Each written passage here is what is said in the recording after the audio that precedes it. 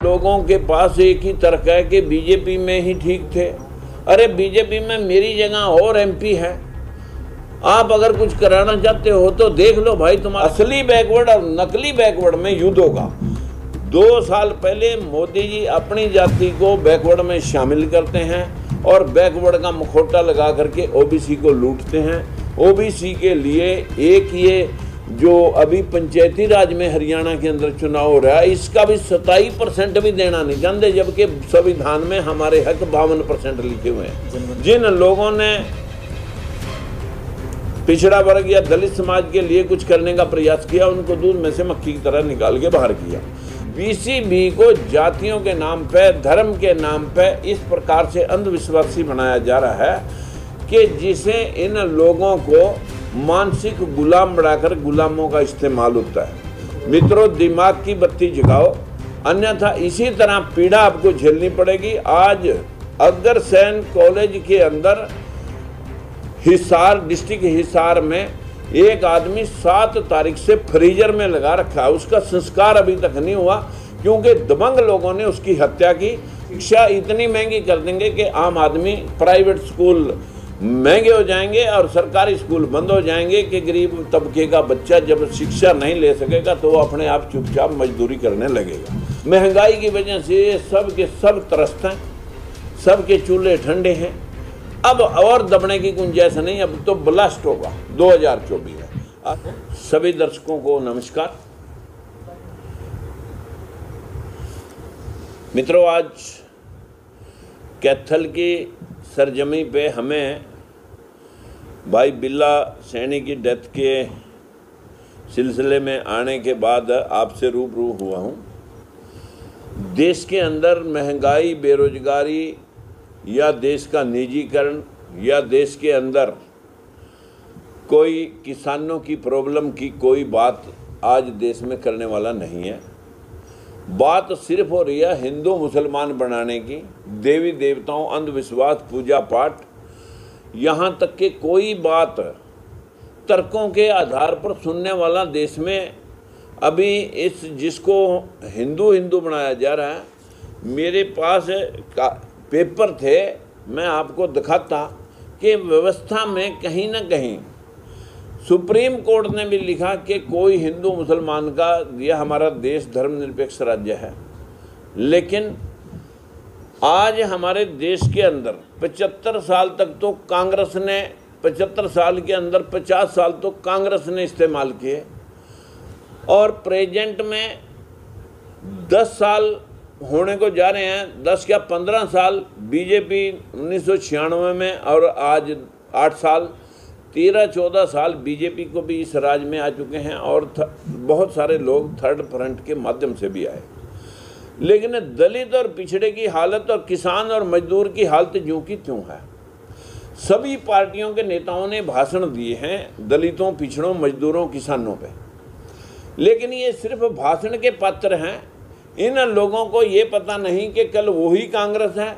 आज हम बीजेपी से नाराज होकर के फिर कांग्रेस में जाएं, कांग्रेस फिर फुटबॉल की तरह इनको किक लगाएगी, फिर बीजेपी पास आ जाएं। ये लोग अपनी लीडरशिप तैयार करके, जो बाबा साहब ने संविधान में इनको हक दिया था कि अपनी वोट डाल करके अपना राजा बनाएं और अपने प्रतिनिधि के माध्यम से आप अपने हकों को सुनिश्चित कर सकते हैं। लेकिन पूरा तांडव हरियाणा प्रांत के अंदर इतना गदर समय निकल जाने के बाद भी ये लोग नहीं समझ पाए। इन लोगों के पास एक ही तर्क है कि बीजेपी में ही ठीक थे। अरे बीजेपी में मेरी जगह और एमपी है। आप अगर कुछ कराना चाहते हो तो देख लो भाई, तुम्हारे हिस्से हमारे देश के 25 हाईकोर्ट, एक सुप्रीम कोर्ट है, एक भी जज ओबीसी का आज तक नहीं है। हमारे देश में 40-50 यूनिवर्सिटियां हैं। पूरे देश में एक आध को छोड़ करके कोई प्रोफेसर, एसोसिएट प्रोफेसर नहीं है। वाइस चांसलर की बात छोड़िए, सिर्फ कच्चे प्रोफेसर हैं 10%।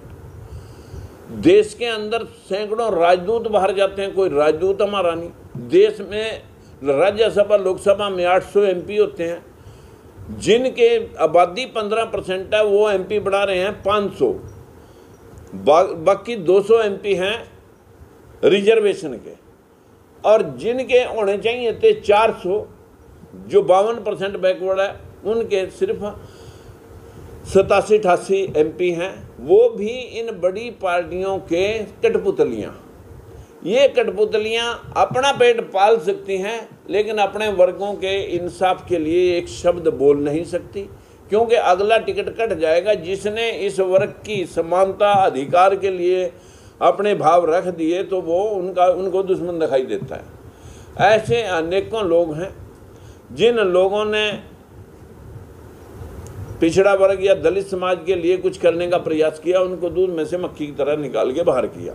लेकिन 2024 में अब ओबीसी समाज, जो बाबा साहब ने कहा था कि 2000 वाली सदी जो है वो है अंधविश्वास की, और जो 21वीं सदी है, 20वीं सदी तो अंधविश्वास की, 21वीं सदी में दिमाग की बत्ती जलेगी ओबीसी के, और जागृति आएगी। जिस दिन से ये मोबाइल हमारे हाथ में आया है, अब जो मैं यहाँ बोल रहा हूँ ये पूरे देश में घंटों में आप सर्कुलेट कर सकते हैं।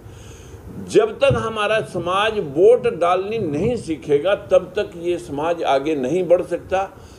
किसी की दुकान के ऊपर नौकरी करके बोरियां भर के ले जा नहीं सकता, सिवाय अपनी दिहाड़ी के। और ऐसे ही राजनीतिक दलों के अंदर हमारे MP MLA की औकात सिर्फ अपनी तनख्वाह लेने की है या अपनी रोटी सेक लेने की है। इससे मात्र भर कोई पिछड़ा वर्ग इंसाफ नहीं पा सकता। आज अगर इंसाफ मिलना होता तो 27% रिजर्वेशन, जिसमें 27% देने में भी पंचायती राज के अंदर हरियाणा सरकार को पीड़ा हो रही है, जिसमें 16% BCA का था और 11% BCB का था। उसमें भी सुप्रीम कोर्ट के फैसले में भी 16 की बजाय BCA को 8 कर दिया, और इसमें डिवाइड करके कि इनके ये 8% ही बने और बाकी का आपस में इनका खलर पड़ा रहे। BCB को जातियों के नाम पे, धर्म के नाम पे इस प्रकार से अंधविश्वासी बनाया जा रहा है कि जिसे इन लोगों को मानसिक गुलाम बढ़ाकर गुलामों का इस्तेमाल होता है।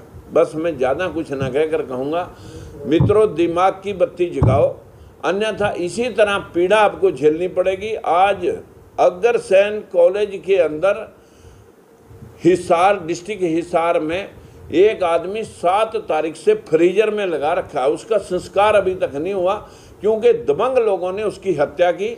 जो लोगों ने प्रोटेस्ट किया, 10 लोगों के ऊपर धारा 307 का केस बना करके उनको अंदर डाल दिया।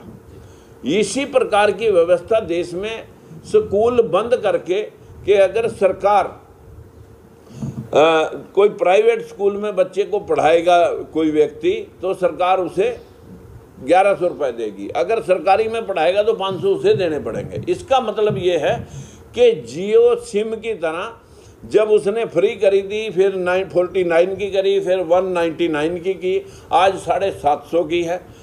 इसी व्यवस्था में कल को शिक्षा इतनी महंगी कर देंगे कि आम आदमी, प्राइवेट स्कूल महंगे हो जाएंगे और सरकारी स्कूल बंद हो जाएंगे कि गरीब तबके का बच्चा जब शिक्षा नहीं ले सकेगा तो वो अपने आप चुपचाप मजदूरी करने लगेगा।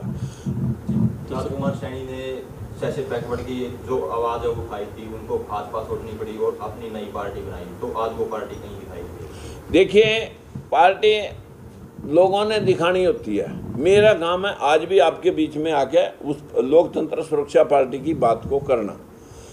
लोकतंत्र सुरक्षा पार्टी थर्ड फ्रंट के अंदर, जो अभी थर्ड फ्रंट ओबीसी के सारे चीफ मिनिस्टर एक तरफा, मतलब जो है ना 2024 का चुनाव लड़ेंगे, जिसमें मेरी बात नीतीश से भी हुई, मेरी बात शरद पवार से भी हुई, छगन भुजबल से भी हुई और अखिलेश से भी हुई और लालू के परिवार से भी मेरी बात हुई। लगभग 5-7 चीफ मिनिस्टरों से तो मैं भी मिल चुका हूँ। इन फ्यूचर, क्योंकि किसी चीज़ को तब तक दबाया जा सकता है जब तक वो दब सकती है। एक सीमा आ चुकी है अब ओबीसी की, महंगाई की वजह से, लोगों के धंधे की वजह से, रोजगार की वजह से, कारोबार की वजह से, महंगाई की वजह से सब के सब त्रस्त हैं, सब के चूल्हे ठंडे हैं। अब और दबने की गुंजाइश नहीं, अब तो ब्लास्ट होगा 2024 में। असली बैकवर्ड और नकली बैकवर्ड में युद्ध होगा। 2 साल पहले मोदी जी अपनी जाति को बैकवर्ड में शामिल करते हैं और बैकवर्ड का मुखौटा लगा करके ओबीसी को लूटते हैं। ओबीसी के लिए एक ये जो अभी पंचायती राज में हरियाणा के अंदर चुनाव हो रहा है, इसका भी 27% भी देना नहीं चाहते, जबकि संविधान में हमारे हक 52% लिखे हुए हैं। जनगणना को लेकर के नीतीश ने पहला स्टेप उठाया है। इसी वजह से सारे मुख्यमंत्री नीतीश को फेस मान करके चलने के लिए तैयार हैं। दूसरा जो युद्ध होगा वो कांग्रेस के बलबूते ना होकर के वो नीतीश के बलबूते होगा। और हम दावे से ये बात कह सकते हैं कि भविष्य की राजनीति ये कह रही है कि अब और नहीं, तो समझ लीजिए 2024 में एक रण होगा और रण में हर क्षण चल रहा है, हर क्षण होगा। लोकतंत्र सुरक्षा पार्टी भी उसी भाव के अंदर शामिल होगी, चाहे वो अपोजिशन के लीडर बोले, चाहे कार्यकर्ता बोले।